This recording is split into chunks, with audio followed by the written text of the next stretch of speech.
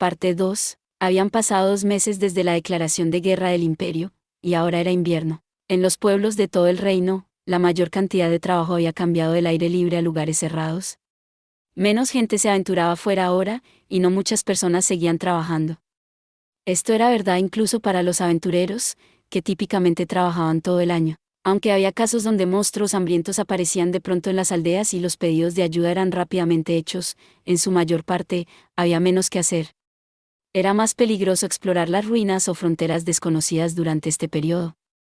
Debido a eso, los aventureros tomaban esta estación como algo cercano a unas vacaciones, y enfocaban todas sus energías en su entrenamiento, entretenimiento o en sus negocios secundarios. Dicho eso, la ciudad fortaleza de Rantel no era así.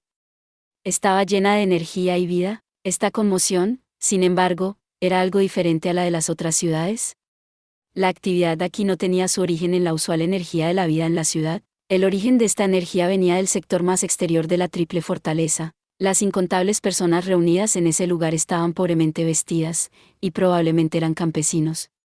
Pero sus números eran sorprendentes, había alrededor de 250.000 de ellos. Por supuesto, no siempre había tantas personas en Errantel. Era cierto que Errantel era el nexo del comercio y el tráfico entre tres reinos, con personas, dinero, bienes y otras cosas fluyendo libremente a través de ella. Debido a eso, era una ciudad grande. Sin embargo, eso por sí mismo no era suficiente razón para que solo uno de sus sectores estuviese repleto con 250.000 personas. En ese caso, ¿por qué había tanta gente aquí? Los que podían explicarlo mejor eran un grupo de hombres jóvenes. Portando lanzas sin filo, en realidad parecía solo palos, muchos hombres jóvenes daban estocadas a muñecos hechos de madera y paja, vestidos con armaduras y escudos oxidados. Este era un entrenamiento de combate. Todos los que estaban reunidos hoy en este lugar, los 250.000 ciudadanos tomados del reino, habían sido reclutados para luchar contra el imperio. Ruidosos gritos de guerra se oían por todos lados.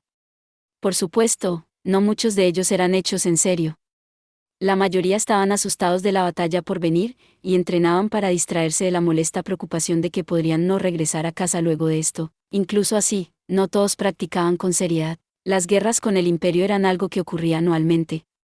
Como resultado, muchas personas no tenían la voluntad para luchar. Había aquellos que estaban recostados en lugares discretos junto a las escaleras de piedra, como marionetas cuyas cuerdas habían sido cortadas. Había aquellos que desahogaban su desesperación con los que tenían alrededor.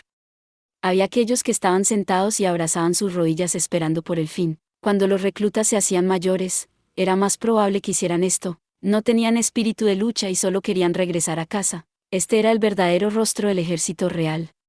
Sin embargo, no había nada que se pudiera hacer. Para comenzar, ellos habían sido reunidos a la fuerza. Les habían dicho que tendrían que arriesgar sus vidas en una batalla sangrienta sin ninguna ganancia para ellos.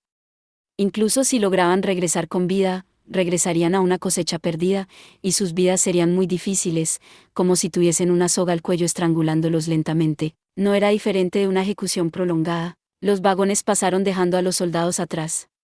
Estaban cargados de grandes cantidades de productos alimenticios. Hablando lógicamente, sería difícil dar casa y alimentación al 3% de la población del reino en una sola ciudad. Sin embargo, Errantel era la primera línea de las guerras contra el imperio, y había sido diseñada para acomodar el poder militar del reino. Como resultado de los amplios preparativos hechos a la ciudad, esta podía albergar a 250.000 personas con facilidad. Sus almacenes eran enormes, y probablemente eran los edificios más grandes en la ciudad. Los suministros dentro de esos almacenes eran transportados en un vehículo. La desmotivada gente veía con miedo esos vagones. Era como si vieran la muerte pasando acercándose lentamente a ellos. Todos sabían qué era lo que pasaría luego. Significaba que la guerra contra el imperio iba a dar comienzo. Diamante negro, diamante negro, diamante negro. El sector más interior de las tres paredes de Errantel. Al centro de la ciudad se encontraba la mansión del alcalde de Errantel, Panasoleil Gruseale Rettenmaier. Aunque era una casa lujosa digna de uno de los líderes de la ciudad, aún así palidecía a comparación del edificio a su lado. Ese edificio era el más impresionante en la ciudad, la Villa VIP. Típicamente estaba cerrada, y solo la familia real o aquellos cercanos a ellos tenían permitido usarla. Y ahora, dentro de la villa, varios hombres se encontraban reunidos alrededor del rey Ramposa III y los grandes nobles. Gasef estaba de pie en silencio al lado del rey, quien estaba sentado en un trono sencillo. Una gran mesa dominaba el centro del cuarto, rodeada de nobles, que se encontraban estudiando un gran mapa que habían desenrollado sobre ella. Alrededor del mapa se encontraban dispersos incontables documentos, pergaminos con listas de soldados, reportes de reconocimiento, registros de combate, reportes de apariciones de monstruos y demás. Aunque había sirvientes detrás cargando vasijas con agua, ahora quedaba poca. Esto era prueba de la intensidad de los debates que tenían lugar en este lugar. La verdad era que los rostros distinguidos y de buena cuna de los nobles estaban empezando a mostrar rastros de fatiga. Cuando las fuerzas de uno se hacían más numerosas, habría más problemas de logística que resolver, y una mayor cantidad de decisiones debían tomarse. Y aunque los problemas de poca importancia podían ser delegados a los subordinados, ellos aún debían coordinar los asuntos de los nobles con sus facciones personalmente. Como nobles con el orgullo en juego, ellos ni siquiera podían permitirse mostrar que el agotamiento los estaba afectando, lo que hacía más difícil sus trabajos. Sin embargo, esto acaba de acabar. El marqués Raeven, que parecía ser el más exhausto de todos aquí, abrió la boca para hablar. En realidad, se había hecho bastante común que fuera él el que tomara la iniciativa para dirigirse a los nobles. Tal vez se burlaran de él diciéndole, vampiro, pero nadie dudaba de su inteligencia. Era claro que dejarle hablar, de una forma que comunicara a ambas facciones, sería la manera más rápida de ponerse de acuerdo. Gracias a todos por su arduo trabajo. Al fin, hemos terminado los preparativos dentro del tiempo límite. De ahora en adelante comenzaremos a discutir la estrategia contra el Imperio para la guerra por venir. La mirada de Raven recorrió a todos los presentes, y sostenía un pergamino para que lo vieran todos. Este es un comunicado del Imperio que llegó hace varios días. Señala el lugar propuesto para el campo de batalla. Debido a que el campo de batalla sería literalmente cubierto de cadáveres, esas tierras serían malditas, y se convertirían en zonas donde aparecerían no muertos. Por tanto, como especie, la humanidad designaba un lugar específico para sus guerras. Una vez que ambos bandos acordaban un lugar, ellos podían luchar como quisieran sin dañar los países ni del uno ni del otro. Por supuesto, no todas las guerras eran luchadas así. O mejor dicho, era extraño que las guerras se pelearan de esa manera. Era solo cuando luchaban el reino y el imperio que se daba una situación así, y en los últimos años, habían luchado en campos de batalla designados. Incluso si tomaban nuevas tierras, traería más problemas de los que valía si comenzaban a aparecer no muertos, y no tenía sentido defender unas tierras de invasores y terminaría maldita e inhabitable de todas formas. Ambos bandos compartían el mismo punto de vista, y por tanto existían esos acuerdos. Por esa razón, un ligero alivio vino de algún lugar mientras Raven anunciaba el comunicado. Los nobles debían de haber pensado que esta guerra sería igual que cualquier otra, dada la naturaleza familiar de la declaración. Entonces, el campo de batalla será. No se trata del mismo lugar de siempre, Marqués Raven, ¿dónde más podría ser? Ciertamente. Es como dice el Marqués Bolrov, el campo de batalla es el que todos conocemos. Las tierras malditas cubiertas de neblina, la región noroeste de las planicies Katse. Ya que es el mismo lugar, ¿eso significa que el imperio hará lo mismo de siempre? Aunque el imperio había dicho que estaba ayudando al lanzador de magia Insoalgaun a reclamar su territorio por derecho, muchos de los nobles sentían que para ellos era simplemente casus belli asterisco para declarar la guerra como siempre lo hacían, asterisco latín. Un acto o evento usado para justificar una guerra. Si fuese solo eso, Gasef hubiese estado de acuerdo, pero Raven agitó la cabeza. Desafortunadamente, Marqués Volumlas, ese no parece ser el caso. De acuerdo a mis fuentes, el imperio ha movilizado un gran poder militar para este encuentro.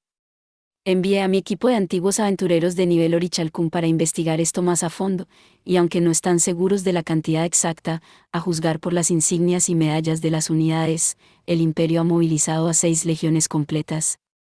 6 legiones. Rumores de desacuerdo se oyeron de todos los nobles reunidos. El imperio tenía 8 legiones, y hasta ahora solo habían usado 4 en cualquier ocasión. Pero esta vez habían traído 1,5 veces esa cantidad. ¿Están bromeando? La pregunta vino de un noble con una expresión de ansiedad en el rostro. 6 legiones. 60.000 hombres.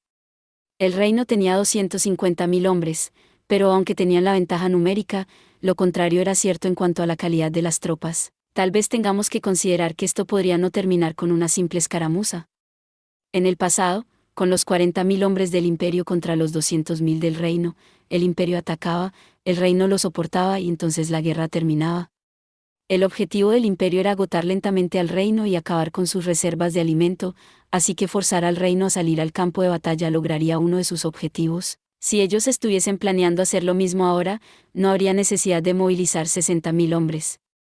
Eso significaba que había otro motivo para esto, pensó Raven. Parecer ser que incrementar el reclutamiento fue la mejor decisión que pudimos tomar.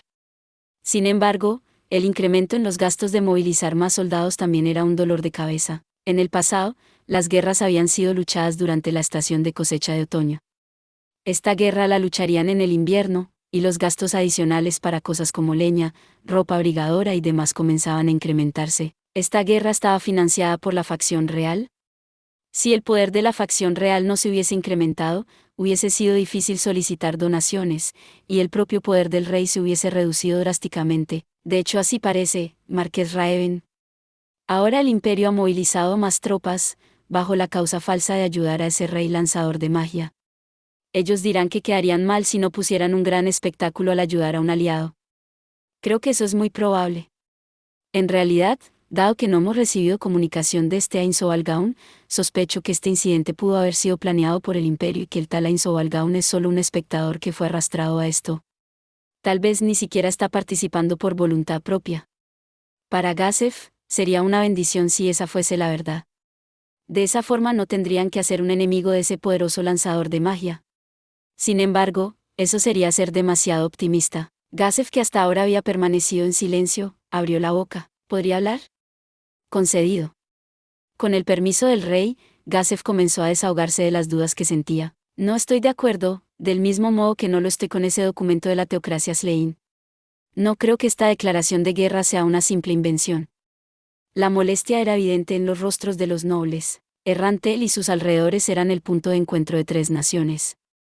Cada vez que el reino y el imperio iban a la guerra, la teocracia hacía saber su opinión. Para comenzar, decían, Errantel y sus alrededores originalmente pertenecieron a la teocracia. El reino ha tomado control de este territorio ilegalmente y están obligados a regresarlo a sus dueños legítimos. Es profundamente lamentable que dicho territorio indebidamente apropiado se convierta en el objeto de una lucha de poder y cosas así. Para los otros dos países, parecía como si la teocracia podría intervenir en la guerra, pero hasta la fecha ellos nunca habían movilizado a sus tropas. Su disputa era solo verbal. Esta vez, sin embargo, el tono de su declaración oficial había cambiado. La teocracia no tiene registros de su reinado, pero si Ain Sovalgaun en realidad controló Errantel y sus alrededores en el pasado, la teocracia reconocerá este hecho y su soberanía. Eso fue lo que dijo su comunicado. Para los nobles del reino, esa declaración no era más que un mal chiste, como si se tratase de un bufón de la corte saliendo de la nada diciendo algún disparate. Sin embargo, habían aquellos que entendieron el significado verdadero detrás del documento. La teocracia Slein estaba diciendo, no tenemos intención de oponernos a Ain Sovalgaun a nivel de nación. Eso implicaba que la teocracia Slein, la nación más fuerte en la región, no estaba dispuesta a ser un enemigo de un solo lanzador de magia. Pero eso era entendible, pensó Gazef. Él pudo fácilmente acabar con una de las 6 escrituras, y aunque dijo que no los había matado, la teocracia Slein sintió que hacer un enemigo de una persona con su nivel de poder era una mala idea. Si Ain Sovalgaun hubiese sido arrastrado a esta guerra por el imperio, entonces la teocracia no hubiese cedido como lo ha hecho. ¿Y que si tienen un lanzador de magia más, no somos nosotros los que tenemos 250.000 hombres? El conde Lytton rió ante la cautela de Gazef, la burla evidente en su voz. Gazef luchó contra el impulso de fruncir el ceño. Aunque entendía el sorprendente poder que poseía un gran lanzador de magia, al mismo tiempo, podía entender a qué se refería Lytton. Si él no supiera nada más, entonces hubiera pensando de la misma forma. Por ejemplo, estaba el afamado lanzador de magia del imperio, Flae Peradain. Su nombre era conocido en países lejanos. Se rumoreaba que era capaz de utilizar magia del 5º y 6º nivel, pero a decir verdad, nadie sabía qué tan poderoso era en verdad. Eso se debía a que él nunca había tomado parte en las guerras del imperio, ni había usado su magia para hacer retroceder a los ejércitos del reino. Aunque la magia del 6º nivel era impresionante, exactamente cuán impresionante era algo que aún quedaba por verse. Gazef se sentía como se sentía porque era alguien que había sobrevivido a incontables batallas como el capitán guerrero del reino. Los nobles no eran lanzadores de magia, pero habían aprendido de su existencia como parte de su educación. Muchos de los nobles del reino pensaban poco de Flade, para ellos no era más que un alguien emblemático para la propaganda del imperio. Y para los nobles que tenían poco contacto con los usuarios de magia como los aventureros, las probabilidades de que pensaran eso eran incluso mayores. El conde Lytton era uno de ellos. Para él, Los lanzadores de magia eran poco más que artistas callejeros. Por supuesto, los sacerdotes a los que acudía cuando estaba enfermo o herido eran otro asunto. No creo que eso sea tan cierto. Puede ser bastante difícil lidiar con ellos si usan hechizos como vuelo y atacan con magia con efecto de área. Sería molesto incluso si solo atacaran desde lejos. Por supuesto, los lanzadores de magia profesionales no harían algo que no les trajera beneficios. De todas formas, la alianza del Imperio con Ainzo Algaun es demasiado extraña. No llegarían tan lejos si él fuese un simple lanzador de magia, así que será mejor que estemos alertas. Esas fuertes palabras fueron dichas por Margrave Urbana, cuyo cabello blanco y arrugado rostro transmitían la dignidad severa de un anciano. Como el más viejo de los 6 grandes nobles, él era un gran contraste con el joven conde Lytton. Cada una de sus palabras y gestos hacían que el conde Lytton asintiera con renuencia. Sin embargo, el que se oponía a él era el marqués Bolro. ¿Quién es este Ainzo Algaun? Como dijo Lytton, que puede hacer solo un hombre. Si él vuela, entonces le disparemos flechas. Lo mismo si ataca desde lejos, que puede hacer un solo lanzador de magia. Esos cuentos sobre lanzadores de magia que podían cambiar el curso de una batalla por sí solos son nada más que eso, cuentos. Le ruego me perdone, pero ¿no sería posible que algunas de esas historias de las que cantan los bardos pudieran ser ciertas? Creo que el capitán Guerrero Dono no conoce todos los hechos. Los bardos exageran los hechos para aumentar el interés. Luego de exagerar los hechos, las historias son demasiado alejadas de la realidad. Esto solo empeora cuando los bardos circulan las historias recogidas de otros bardos, dado que las tradiciones orales son propensas a las distorsiones. Sin embargo, si ellos pudiesen reunir un gran número de lanzadores de magia que pudieran usar bola de fuego. ¿Y exactamente qué tan probable sería que reunieran a dichos lanzadores de magia, HM? Díganos, oh Capitán Guerrero Dono. Eso, creo que no sería muy probable. Bola de fuego, era un hechizo del 3er nivel. Sería imposible reunir una gran cantidad de lanzadores de magia que pudieran usar ese hechizo, incluso si uno tuviera las academias de magia del Imperio. Entonces, ¿no es esa la respuesta? La magia es una buena arma, pero sin importar qué tan poderoso sea, un solo hombre no puede cambiar el campo de batalla. Tú, perdóname, el capitán guerrero es el ejemplo perfecto. Aunque nadie puede igualarte en un duelo, incluso tú no puedes matar varios miles de personas en una sola vez. Tenía razón. Gazef no podía encontrar nada con que refutar el argumento del marqués Bolro. Esos cuentos que hablaban de la destrucción de decenas de miles de un solo golpe eran de dudosa confianza como mucho. Incluso esa abuela, una de los 13 héroes, Rigrid Berskarau, no podría lograr tal hazaña. Sin embargo, la inquietud aún permanecía en Gazef. Podría ser que él no había conocido a un sorprendente lanzador de magia, sino que simplemente no sabía lo suficiente para ver la diferencia. Entonces, ¿qué tal si fuera un dragón? Marqués Volumlas, ese lanzador de magia es humano, ¿por qué mencionar siquiera un dragón? No, lo digo en el sentido de un hombre luchando contra una brigada. En primer lugar, no tiene sentido mencionar dragones cuando estamos discutiendo sobre humanos. No sé qué es lo que piensan todos ustedes, tan temerosos de un pequeño y miserable lanzador de magia. Le devolvió una mirada filosa a Gazef. Como nobles del reino, deberían avergonzarse de ustedes mismos. Acobardados ante la visión de su sombra. Sin embargo, no es como si no entendiera la preocupación del capitán guerrero. Entonces, consideremos que Ainzo Algaun sea una fuerza capaz de igualar a 5.000 hombres. ¿Sí, 5.000? Los ojos de Lytton se abrieron. ¿No cree que es un poco exagerado, otorgarle a un solo hombre el valor de 5.000? Incluso si fuese la mitad de eso seguiría siendo demasiado. Por mi parte, considero que el capitán Guerrero Dono está al nivel de 1.000 hombres, y dado que nuestro capitán Guerrero Dono es tan cauto con ese individuo, deberíamos contarlo como ser capaz de 5 veces esa cantidad. Tengo fe en el juicio del capitán Guerrero Dono sobre él. Me honra. Aunque todavía dudaba que el poder de combate de Ainzo Algaun fuese igual a solamente 5.000 hombres, esa cantidad ya era lo suficientemente difícil de creer. Sería mejor darle las gracias y tratar de recuperar un poco de buena voluntad. Con eso en mente, Gazef agachó la cabeza. Luego de esta encrucijada, el hasta ahora silencioso príncipe bárbaro abrió la boca. Si me pudieran conceder un poco de su tiempo, he estado pensando, ¿por qué no reclutamos a esos aventureros dentro del ejército? Después de todo, ellos trabajan en el reino, por tanto no deben ser sujetos al reclutamiento también. ¿Por qué no se les permite unirse al ejército? No recuerdo ninguna ley en el reino que prohíba eso. Los grandes nobles se miraron los unos a los otros. Como terratenientes, ellos entendían claramente el valor y el poder de los aventureros. Debido a eso, no aceptarían el razonamiento de Barbro. Por su parte, Gazef sentía que la razón por la que Barbro tenía tales pensamientos era porque era miembro de la familia real. Si él tuviese un feudo que manejar, no pensaría de ese modo. El marqués Raven tosió. Mi príncipe, confío en que entiende que aparte de los que son medallas de cobre, cada aventurero es más fuerte que un soldado común. Por supuesto. Es por ello que deberíamos reclutarlos. Una vez enlistados, ellos producirían excelentes resultados, serían capaces de derrotar a los caballeros imperiales con facilidad. No estoy en desacuerdo con ese punto. Sin embargo, si hiciéramos eso, entonces nuestros enemigos, el imperio, por ejemplo, también reclutaría aventureros para contrarrestar nuestro uso de ellos.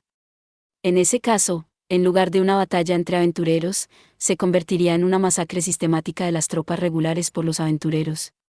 Las pérdidas serían demasiado grandes, y muchos reclutas morirían. Este es el por qué ambas partes no usan aventureros, para evitar tal carrera armamentista. Adicionalmente, el gremio de aventureros nunca lo permitiría. Los trabajadores tampoco eran usados por razones similares. Adicionalmente, estos eran usualmente más caros que los aventureros, y menos confiables. ¿Es así? Aunque aún no me agrada mucho esa idea, puedo aceptarla. Pero entonces, ¿qué sucede si una ciudad es atacada? Si ellos no se unieran a la defensa, ¿no sería eso traición, para un ciudadano del reino? Entiendo lo que está intentando decir. Sin embargo, ellos sienten que poseen discreción sobre si son o no considerados como ciudadanos del reino. Además, ellos podrían estar viajando al extranjero todo el tiempo. Lo más importante es que mientras mejores sean, más perdería una nación si mueren en batalla. Podría llevar a una situación en la que un monstruo apareciera, pero en la que no habrían aventureros capaces de derrotarlo. Como tal, necesitamos manejarlos con cuidado. Marqués Raven no mencionó antes que había reclutado a algunos aventureros retirados dentro de sus fuerzas. Algo sobre antiguos aventureros de nivel Orichalcum, porque eso sí es permitido. Eso está bien. Una vez que se retiran, ellos ya no están atados por las reglas del gremio de aventureros y ya no son miembros. Es por ello que los contraté. Ya veo. Aunque, lo oigo, realmente no puedo entenderlo del todo. Una suave risa y sonidos de aprobación vinieron del contingente de los nobles. Aún así, eso solamente se aplica a aventureros hasta el nivel Orichalcum. Los aventureros de nivel Adamantita son un asunto completamente diferente.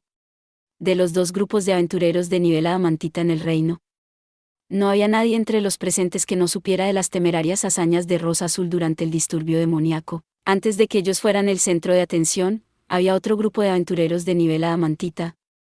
Aunque ya todos se han retirado, no han sido contratados desde. ¿Cierto, Capitán Guerrero Dono? Es correcto. Hay 4 de esas personas.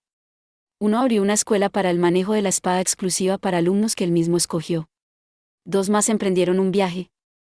La última era la abuela que permaneció algún tiempo en Rosa Azul antes de marcharse a algún lugar desconocido.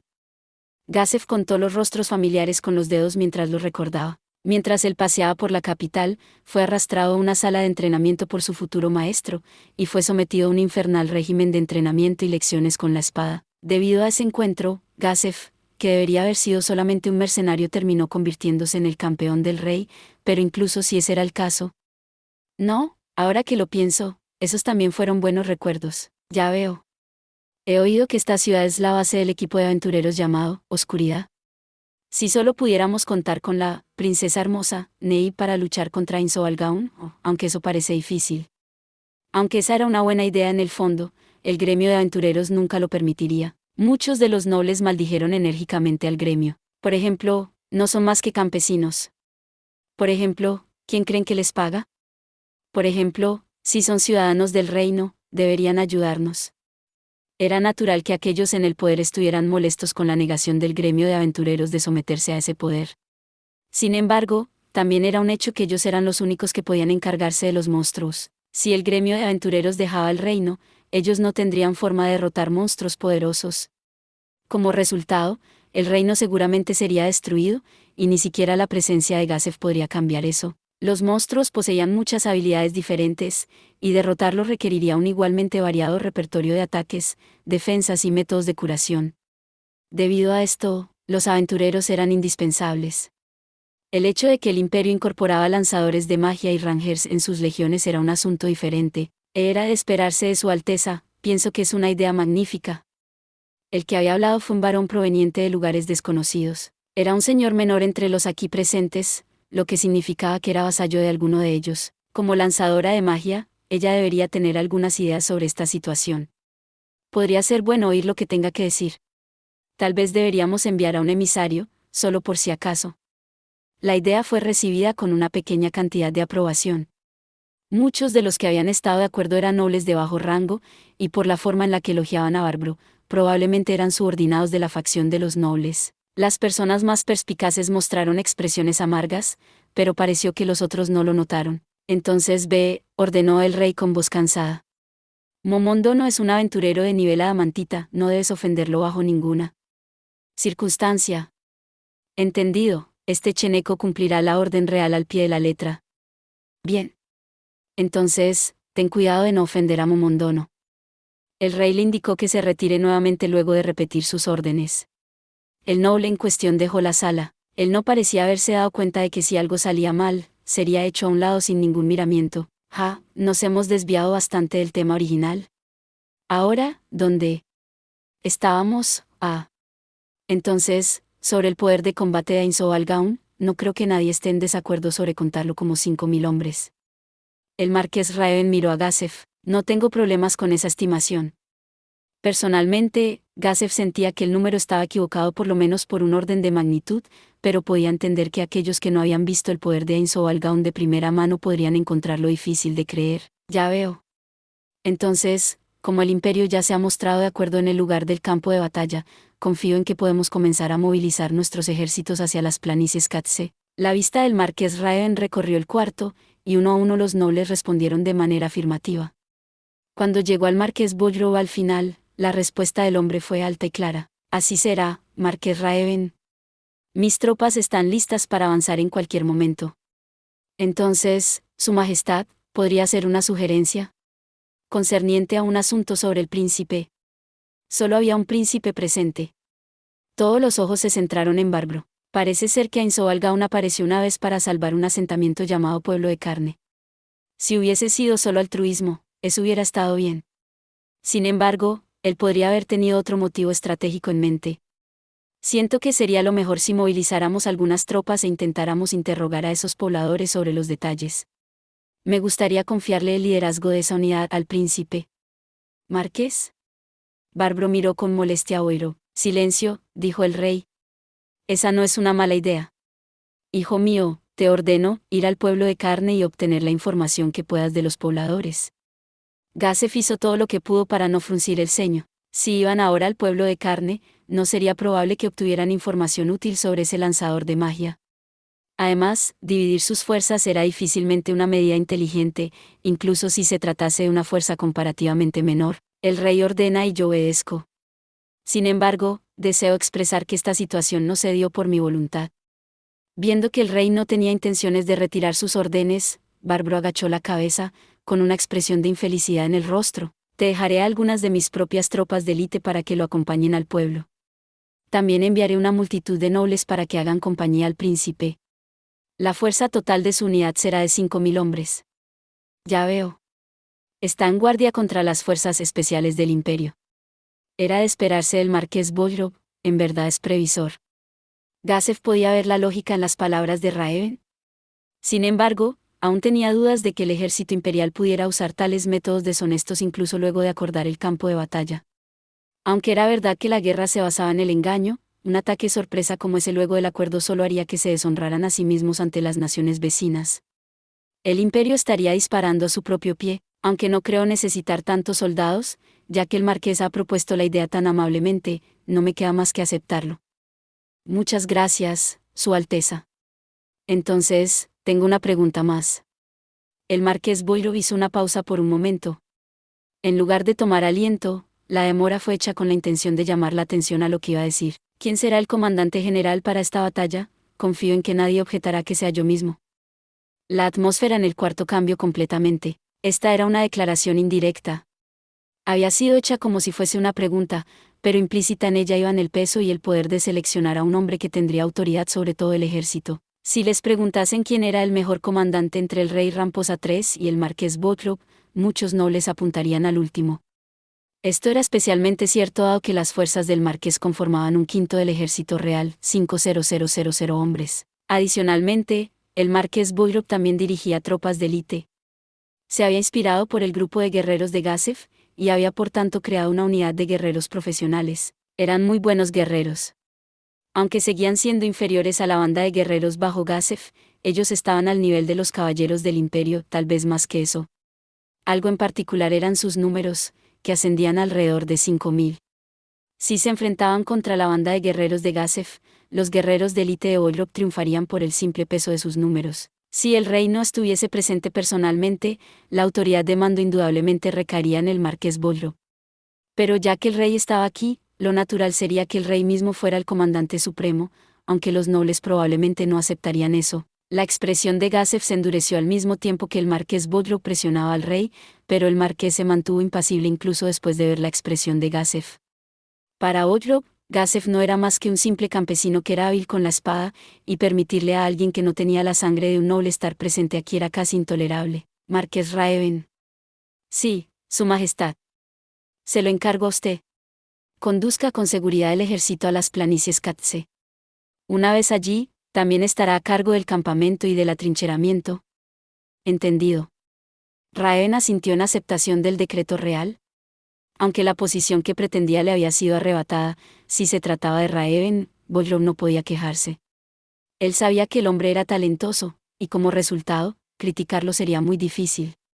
Más importante aún, Raeven tenía amplias conexiones, y muchos de los hombres de Bothrop le debían favores.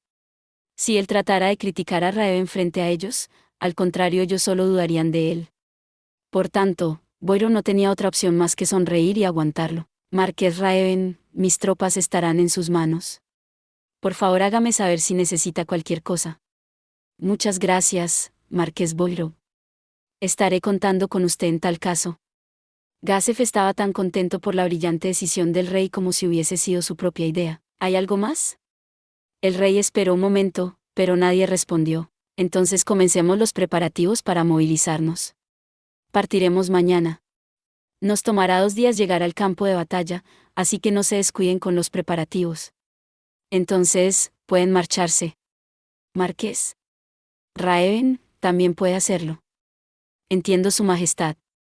Los nobles dejaron el cuarto para comenzar con sus preparativos para la marcha, dejando solo al rey y a Gazef. Ramposa III giró lentamente la cabeza. El sonido de un crujido llegó a los oídos de Gazef. Él debía de haber estado muy rígido. Luego de estirarse, una expresión de alivio floreció en el rostro del rey. Muchas gracias por su arduo trabajo, Su Majestad. Ah, y en verdad fue arduo. Estoy cansado. Gazef le sonrió irónicamente a su rey. Cansancio era un resumen de la esencia del manejo de la facción real y de la de los nobles. Sin embargo, aún había otras personas más fatigadas que Ramposa III. Ya casi es hora. Justo cuando Ramposa III estaba a punto de continuar, varios golpes vinieron de la puerta. Entonces ésta se abrió lentamente, y el invitado a la espera ingresó. Era un hombre regordete como un cerdo que de otro modo era común y corriente. Su cabello era tan escaso que casi era inexistente, y lo poco que le quedaba era blanco como la nieve. Su cuerpo era redondo, su barriga era gorda, y su barbilla y papada eran flácidas. Sin embargo, una luz de inteligencia brillaba entre los ojos de este hombre que de otro modo no llamaría la atención. Bienvenido, Panasolei. Su Majestad, dijo el alcalde de Rantel mientras hacía una reverencia a su señor. Luego, levantó la vista. Ha pasado mucho tiempo, Stronov-Dono. Panasolei era un noble, sin embargo era extremadamente cortés con Gazef, un plebeyo. Era precisamente porque era un hombre así lo que había hecho que terminara siendo asignado al cargo de alcalde. Cuidó de mí en ese entonces, alcalde. Mis gracias por encargarse de curar a mis subordinados. Tenía prisa por entregar mi reporte a la capital, así que partí sin darle las gracias adecuadamente. Por favor acepte mis disculpas. Ah, no le des importancia. Entiendo lo importante que fue que el capitán Guerrero reportara sobre la emboscada. ¿Cómo podría ser tan inflexible como para sentir rencor contra ti por eso? Viendo que ambas partes estaban haciendo reverencias la una a la otra, el rey rió de alegría. Panasolei, ¿no harás ese sonido jadeante con la nariz? Su Majestad. No hay necesidad de hacerlo entre personas que no me tratan con condescendencia, o tal vez Su Majestad y Stronovdo no sienten que soy un bufón que se dedica a ese acto en particular. Perdón, perdón, fue una broma. Por favor, discúlpame, Panasolei. Ah, no, su humilde sirviente ha sobrepasado sus límites. Soy yo el que debería rogar por su perdón, Su Majestad. Entonces, ¿comenzamos? No, el rey dudó, y luego respondió, no, hay una persona que no llega aún. Esperemos por él. Bien. Entonces, ¿podríamos discutir el problema de los costos de alimentos en la ciudad? Luego de eso, haré un reporte sobre las proyecciones de nuestro poder nacional para el siguiente año, basándome en los datos recolectados por el marqués. Mientras más pronto podamos hacer a un lado esos dolores de cabeza, mejor. Mientras Panasolei comenzaba a hablar, incluso Gásef, que no estaba acostumbrado a encargarse de asuntos internos de Estado, terminó frunciendo el ceño. Su reporte concernía el alarmante estado de los gastos presentes y futuros del país. La recolección de comida a lo largo de los territorios hacía que la escasez fuese incluso peor. De particular importancia estaba el hecho de que el país continuaría decayendo incluso luego de liberar a los ciudadanos de su reclutamiento. Las predicciones de Panasolei eran optimistas, y aún así dejaban entrever una situación preocupante de las cosas. Y sobre la reacción del rey, su rostro era una máscara. ¿Cómo terminaron las cosas así? Sí, si el imperio continúa con sus ataques anuales, las probabilidades de una guerra civil serán bastante altas. Dado el estado de los impuestos actuales, mucha gente terminará muriendo de hambre, y si decidimos reducir los impuestos, no tendremos dinero suficiente para financiar nuestras políticas. Ramposa III colocó ambas manos en su frente, cubriendo su rostro. Este era el resultado de responder a los años de alarde belicoso del imperio. Para cuando se habían dado cuenta del objetivo del imperio, ya era demasiado tarde, el reino ya se encontraba en decadencia. Su Majestad. ¡Qué preocupante! Si lo hubiésemos sabido antes, si nos hubiésemos encargado de ello antes de que los nobles se hubiesen dividido completamente en dos facciones, ¡qué insensatos! Ciertamente no, Su Majestad. Pudo haberse dado que mientras nos encargábamos de la división en facciones, el imperio se hubiese arriesgado a invadirnos y nos hubiese conquistado. Gásef estaba seguro de esto, el rey, Ramposa III, había hecho un buen trabajo. Las condiciones que habían llevado a esta situación eran el resultado de las malas decisiones del antiguo rey. Era imposible que una generación pudiese borrar los pecados acumulados de todos sus antecesores. Solo quiero dejarles un reino decente a los que están por venir, a mis hijos. Aunque el rey habló lentamente, cada palabra era enlazada con un poderoso propósito. Entonces, ¿no es este un momento oportuno? Debido al disturbio ahora tengo muchos simpatizantes, deberíamos asestar un poderoso golpe al imperio, sin importar el costo, para poder ganar unos cuantos años de paz para el reino. Gásef podía ver una luz en los ojos del rey. Esa luz le preocupaba. Él tenía la obligación, él debería oponerse a esto, pero no pudo hacer ni un ruido. Si el rey hubiese hablado de avanzar sus propios deseos y ambiciones, tal vez él hubiese sido capaz de reprochárselo. Pero cuando se dio cuenta de que el rey hablaba para garantizar la seguridad de su gente y de su país, las palabras se le quedaron atrapadas en la garganta. Como testigo de primera mano de la preocupación angustiosa del rey sobre su país, el capitán guerrero no habló en contra de él. Aunque ciertamente es posible, confío en que también entiende que es un paso muy arriesgado. Si su acción reduce el poder de la nobleza, el país podría sumirse en el caos. El rey frunció el ceño, y Gásef sintió un dolor en el corazón. Panasolei, como siempre, has dado en el clavo. Pero aunque uno podría morir durante una cirugía, también existe la posibilidad de poder seguir viviendo. Sin importar lo que hagamos, la enfermedad seguirá esparciéndose por el cuerpo y podría matarnos lentamente. En ese caso, ¿no deberíamos dar un paso al frente y aprovechar la oportunidad? Mi rey, las operaciones quirúrgicas no son confiables. Sería mejor buscar otra solución en su lugar. Si hubiera otro tipo de solución mágica que pudiera salvar al reino, todos aceptarían usarla. Pero el método barbárico de abrir el cuerpo para remover la porción enferma es la única cura para nuestro actual predicamento.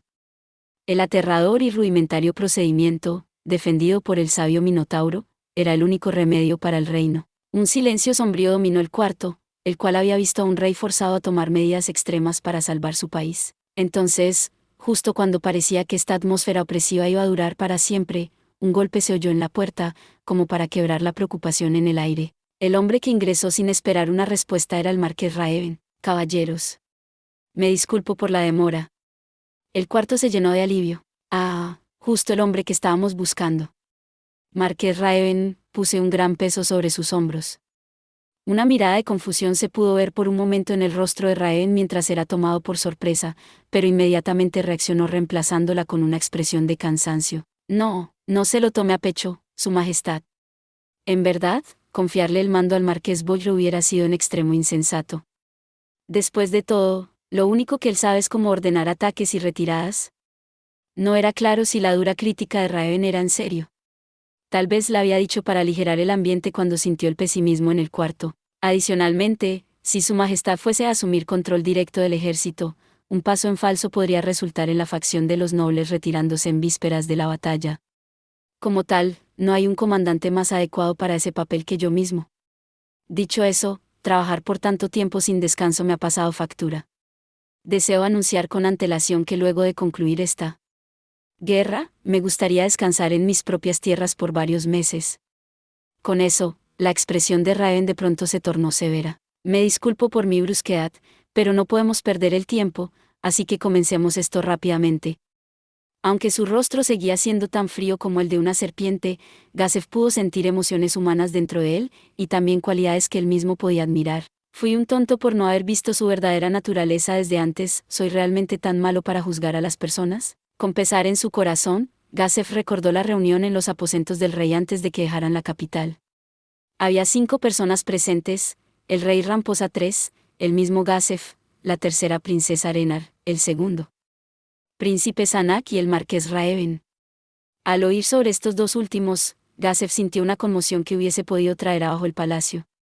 En particular, estaba ese hombre a quien Gazef despreciaba, el hombre que le recordaba a una serpiente y a un escorpión. Una palabra como conmoción sería incapaz de expresar completamente la reacción que tuvo cuando comprendió que Raven era el más diligente y leal de los nobles, trabajando sin descanso en beneficio del rey. Parece que le causó problemas constantes, marqués Raven, y también mi hija.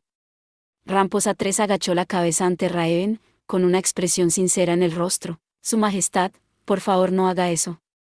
He actuado por mi cuenta sin consultar con usted, solo lamento no haber pasado a la acción con mayor antelación. Marqués Raven, permítame disculparme también, Gazef dijo esto mientras agachaba la cabeza. Fui engañado por impresiones superficiales y albergaba pensamientos descorteses sobre usted sin entender sus verdaderas intenciones. Por favor perdone a este tonto. Capitán Guerrero Dono, no hay necesidad de preocuparse por eso. Incluso así, si no recibo un castigo por mi imprudencia, sobresaldrá como una espina en mi corazón. El rostro de Raven parecía decir, ¿en serio? Y entonces agitó la cabeza. Luego de eso, dio sentencia sobre Gazef. Lo entiendo, entonces de ahora en adelante, ya no me dirigiré a ti como Capitán Guerrero Dono, sino como Gazef Dono. Considéralo una muestra de mi respeto hacia ti. Era un castigo que ni siquiera podría considerarse como tal. Un pensamiento que él tenía ojos, pero no podía ver, comenzó a crecer en su corazón, y Gazef respondió con gratitud. Muchas gracias, marqués Raven. Gazef Dono, no tiene importancia. Entonces, comencemos a discutir la dirección que tomará el reino desde este día. Gracias por ver. Si te gustó este contenido, no olvides darle like, compartir y suscribirte para más videos similares. Nos vemos en el próximo video.